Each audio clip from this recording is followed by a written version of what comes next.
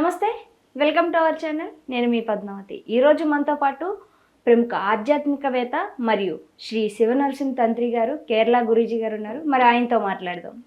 నమస్కారం గురూజీ. స్వామిశరణమమ్మ షట్సస్వశరణమయ్యప్ప. స్వామివారి అనుగ్రహం అందరికీ ఉండాలని మా త్రిపుల్ఎస్ డివోషనల్ ఛానల్ వచ్చింది. ఇది కూడా మీది మన అవర్ ఛానల్ నుంచి కూడా రావడం. ముందుగా మనం అయ్యప్ప స్వామి ధ్యానం చేసుకుని ముందుకెళ్దాం. ఓకేనా? ఓకే. స్వామి సురుము తేరు అర్చన ఆర్యమైన గుదిబుల బాబు ఏర్మేలి ధర్మశాస్త్ర శబరి గిరీశని హరియేడసుతన జ్యోతి స్వరూపణ్యం శ్రీ స్వామి శరణమయ్యప్ప. ఉమాపతి రమాపతి భాగ్యపుత్రం శ్రీ పరశురామ దేవాయ నమో నమః. స్వామి శరణమ. స్వామి శరణమమ్మ. గారు, మార్చి 29వ తేదీన మనకి సూర్యగ్రహణం అయితే ఉంది. కాకపోతే మన ఇండియాలో లేదంటున్నారు. బట్ ఏదేమైనప్పటికీ జాగ్రత్తలు తీసుకోవడం కూడా ఎంతవరకు ముఖ్యం. కాబట్టి ప్రజెంట్ ఉన్న సిచ్యువేషన్లో మీ కేరళ పద్ధతిలో మరి సూర్యగ్రహణం రోజు ఏమేమి నియమాలు పాటించాలి, ఏదైనా రెమెడీస్ చెప్తే మరి వీడియో చూస్తున్న మన వీక్షకులందరూ కూడా పాటించడానికి సులువుగా ఉండేటట్టు ఏదైనా వివరిస్తారా? ఓకే అమ్మా, ఖచ్చితంగా. గ్రహణాలు, సూర్యగ్రహణం, చంద్రగ్రహణాలు వస్తూనే ఉంటాయి. అయితే భూమి సూర్యచంద్ర గ్రహణాల మధ్యలో వచ్చినప్పుడు గ్రహణం ఏర్పడుతుంది అన్నమాట. దాని 2 గ్రహణాలు వచ్చినప్పుడు కొంచెము నెగిటివ్ వైబ్రేషన్ కానీ మంచి వైబ్రేషన్ జరుగుతుంటుంది. ఆ టైంలో సాధన చేసుకున్న వాళ్ళకి చాలా బాగుంటుంది. అంటే ఇదైతే కొన్ని వైబ్రేషన్ అయితే ఆరా వైబ్రేషన్ ప్రాబ్లం వచ్చే అవకాశం ఉంటుంది.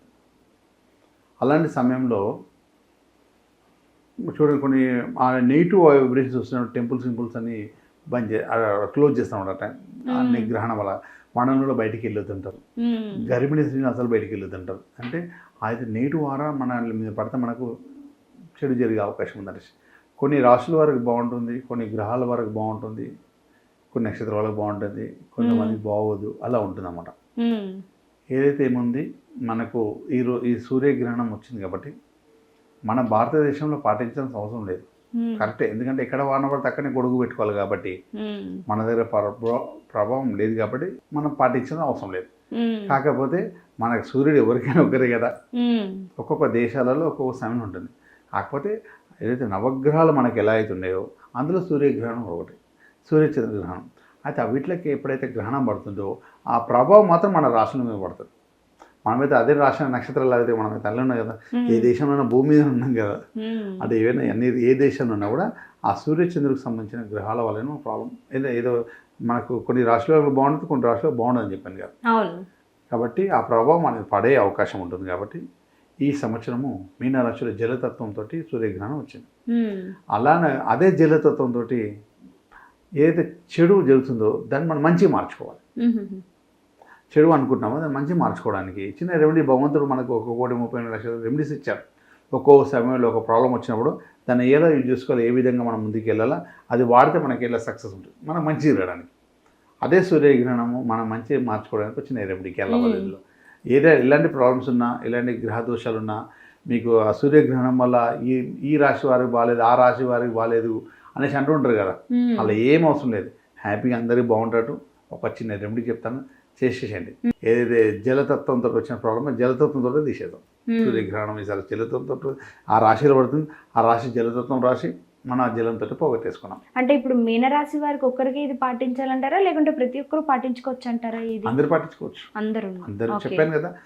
ప్రతి ఒక్కరి అంటే నవగ్రహాలు ఎవరెవరికి మన జీవనాధారం మొదలు నవగ్రహాలు పంచభూతాలతో ఉంటారు.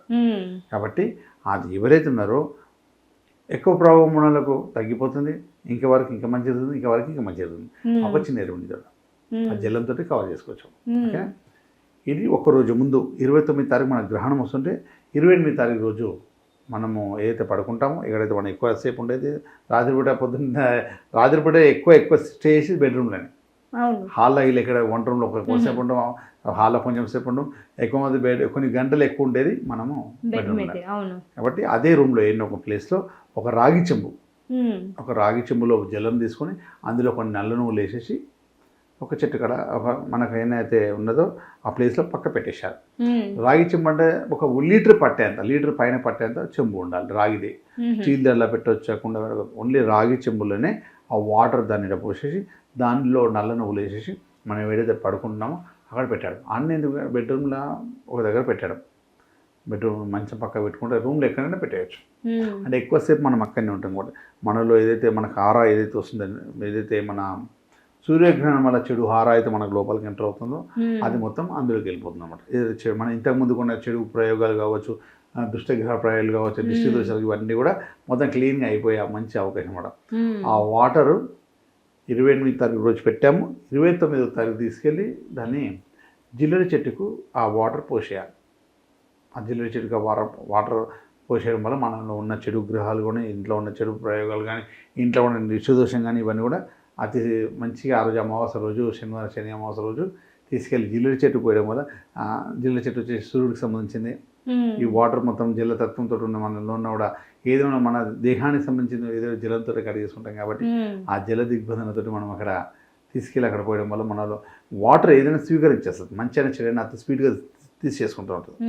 అందుకే మనలో ఉన్న నెగిటివ్ ఫోర్స్ వాటర్ మొత్తం అతి స్పీడ్గా తీసే. కాపర్, మనం ఎంత కరెంట్ వైర్ మొత్తం కాపర్ తోటి ఉంటుంది.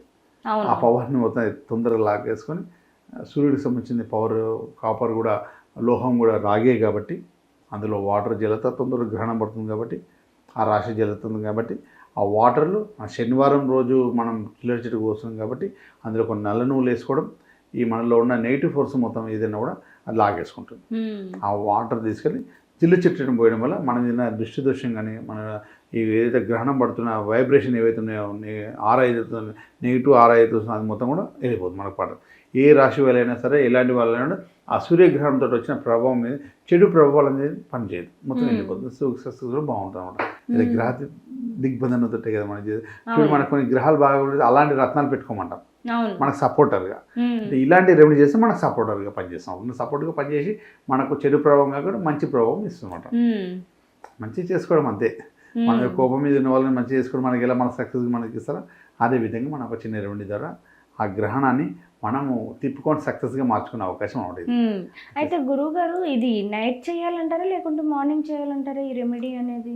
ఏదైతే రెమెడీ మనం చేస్తున్నామో 28వ తారీఖు వచ్చి పెట్టుకున్నాము, 28వ తారీఖు రోజు 29వ తారీఖు సాయంత్రం 29వ తారీఖు మొత్తం గ్రహణాలు ఉంటాయి, ఒక్కొక్క దేశాలు ఉన్నాయి కాబట్టి 29వ తారీఖు రోజు సాయంత్రం రోజు తీసుకెళ్ళి దీన్ని జిల్లెడ చెట్టుకు ఈ జల్లం అక్కడ పోసేసాలి అంతే. వచ్చేసి ఇంటికి వచ్చి మనకు ఫ్రెష్ అయిపోతే సరిపోతుంది. దీనివల్ల మనకు మంచి సక్సెస్ ఉంటుంది, అన్ని విధాలు బాగుంటుంది. ఓకే. అది బెడ్రూమ్లోనే ఉంచాలన్న గురుగారు, వాటర్ తెల్లారి తీసి పక్క పెట్టవచ్చా ఇది ప్రశ్న అనమాట. మార్నింగ్ లేచేసా మీ పని మీరు చేసేసుకోండి, ఎక్కడ ఉంది అక్కడ పెట్టండి, సాయంత్రం తీసుకెళ్ళి పోసేయండి, మళ్ళీ అక్కడికి జరిపోద్ది అనమాట. ఇక్కడ పెట్టారు అక్కడ ఉండాలి. ఓకే. అంటే ఎక్కువసేపు ఆడు ఉంటారు కాబట్టి కొన్ని గంటలు ఆడు ఉంటారు కాబట్టి ఆడబెట్టాను. ఓకే, చాలా చక్కగా వివరించారు. అయితే ఈ సూర్యగ్రహణం రోజు ప్రతి ఒక్కరూ కూడా ఈ ఆరాస్ నుంచి తప్పించుకునే విషయంలో మాత్రం చాలా చక్కటి రెమెడీ అయితే ఇచ్చారు. ధన్యవాదాలు గురుగారు.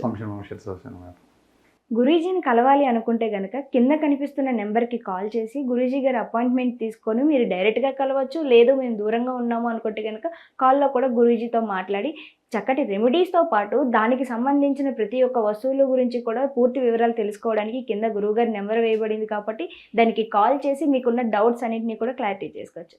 ధన్యవాదాలు.